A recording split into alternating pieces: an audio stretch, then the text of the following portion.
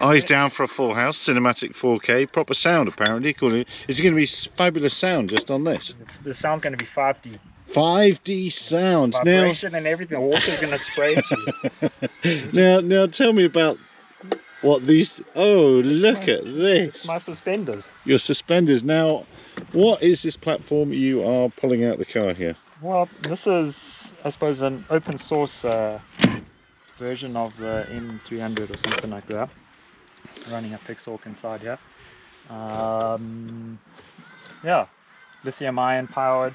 We can do the Chinese 90 minutes, okay. Or we can do a real life, probably an hour, something like that. Oh, okay. But with our payload of about 1.4 kgs, we can seem to do about an hour, so it's real life. Okay, and what's the payload today? 1.4 kgs, 1.38 or something. But what is the payload? Oh, what is the payload? The payload, if you follow me.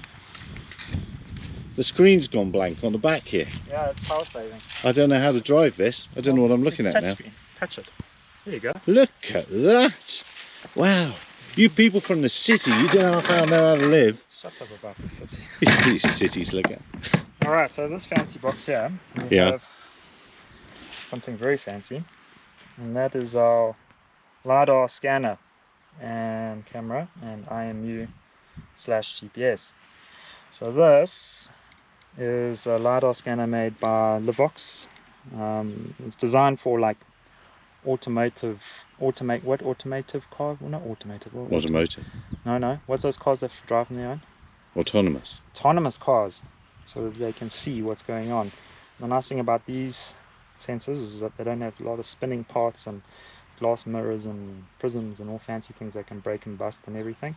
Also that the field of view is a lovely 70 odd degrees, I can't remember exactly, that it faces where we want it to look. The other systems spin around 360 degrees and the points go all over the place. But in theory, this one does 3 returns at 700,000 points a second. At the moment 3 returns is not working, only using dual returns. But yeah, it's pretty good. The beam divergence, so each one of those pulses that comes off, the beam divergence is very important for us. It's pretty tight, so we can actually get through vegetation quite just explain that. What does that mean to me then? Slowly, remember, so it's me. What we are trying to do is that we are using hundreds of thousands of laser points a second to determine where this laser is relative to the ground. So we're measuring a distance from itself to the ground and recording that exactly the time and so on. What we need though is that we need a lot of points a second, obviously, so that we can collect as much data as possible. But the nice thing about this is that technically we should be able to see through some vegetation, which is the holy grail for us as surveyors. We don't worry about trees, we're worrying about the ground levels of things. So what we do is that the laser goes through, and if you look at like your hand or like, you know, underneath a tree, technically under the shadows of the tree you can see a bit of light coming through it, a little speck of light, and that's exactly what the laser is trying to do. It's trying to get through those little gaps there so that it can actually see the ground.